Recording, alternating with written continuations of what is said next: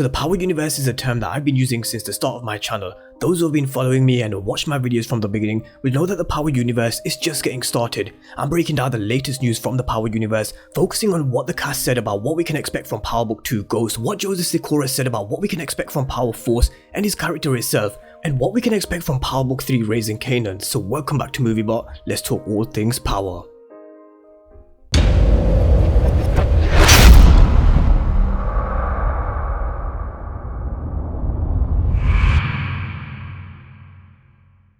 So I hope you're all doing great, and some of you might be wondering what this Power Universe interview was all about, but this was an interview done by some of the cast of Power Book 2, Power Book 3 and Power Book 4 Force, talking all things power, past, present and future. So I'm going to break down the main talking points from the interview itself and what it means for the Power Universe. But first, if you're new to the channel and you haven't done so already, then remember to smash the subscribe button if you want to see everything Power Universe related. But let's talk about this interview and what we can expect, and we'll split it up into 3 parts, which is Power Book 4 Force, then we'll talk about Power Book 2 Ghost, and then Power Book 3 Raising Kanan. So let's talk all things Power Force, because I know all of you want the lowdown on what's coming from Power Book 4 Force. So let's start with Tommy Egan's spin-off. So it was actually crazy because they were talking all things about the past, and when they first started filming Power, 50 Cent originally told Joseph Sikora very early on that he had visions in his mind that Tommy Egan was going to get his own spin-off after Power concluded. So he had the visions of Tommy getting his own spin-off from the very beginning, and it was the same case for Michael Rainey Jr. as well. But in regards to Force itself, Joseph Sikora summed it up in one line: different city, different rules,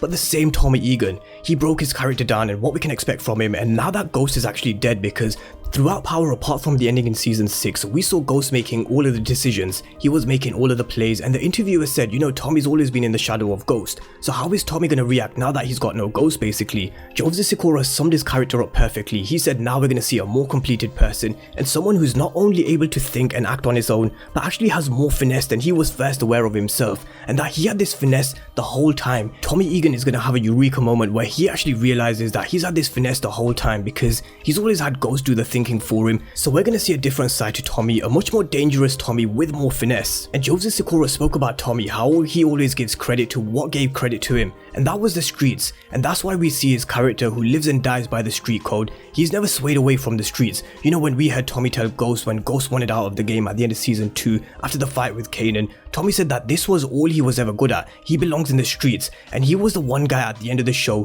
who wanted to be in the streets and remain in the hustle.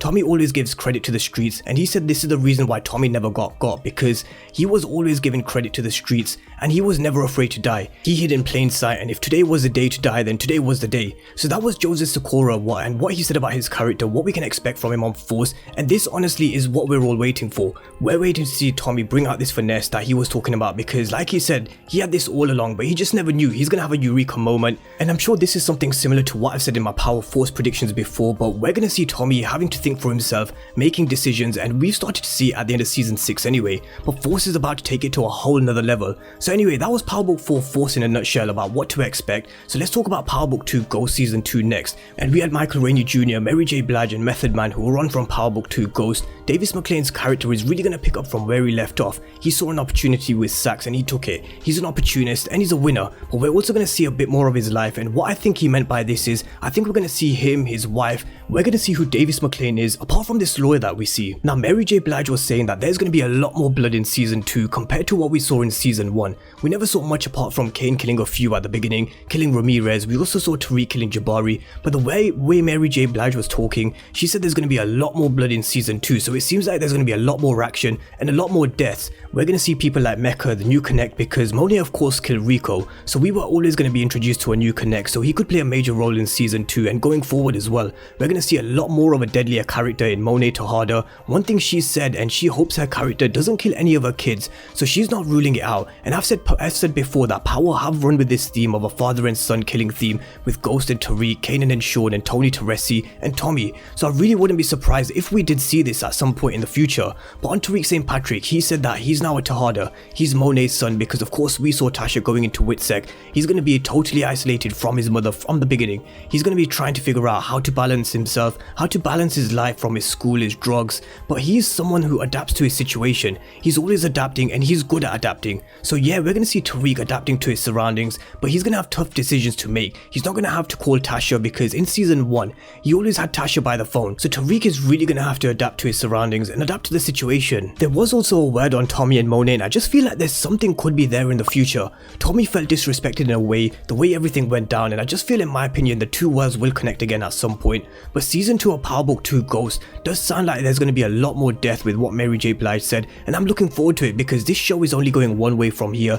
We need to see people like Brayden develop a little bit more in the streets. Whether he gets his first kill, we'll have to wait and find out. That will be a major turning point for his character when he does. It's going to be a game-changing moment for Brayden. What's going to happen with Kanan, the Todd, the backstory. So there is definitely going to be a lot more explored in season 2 of Power Book 2 Ghost. So that was Power Book 2 Ghost in a nutshell really. So let's talk about Power Book 3 Ghost. And we had Patina Miller, who's of course playing Raquel Rack Thomas and who's Kanan's mother. And we had Makai Curtis, who's playing Kanan. Makai Curtis said, we're going to see a lot of reap what you sow. Every single one of Kanan's actions at a young age is going to impact his family and have consequences to his family. We're going to meet Kanan when he's 15 years old. He said this show is actually starting in 1991, where I actually thought it's going to start in the late 1980s, but 91 is what Makai Curtis said. He said we're going to see Kanan when he's really trying to figure out life, who he is, how to move in the streets, and his relationship with his mother is going to be very similar to that of Tariq's and Tasha's. He thinks the world of his mom Raquel and vice versa. We're going to see Kanan, all of his actions he thinks he's doing it for himself and his mom. He just wants to be the protector to his mom, who's a single mother. But Raquel Thomas herself said her character is going to be one of the deadliest characters.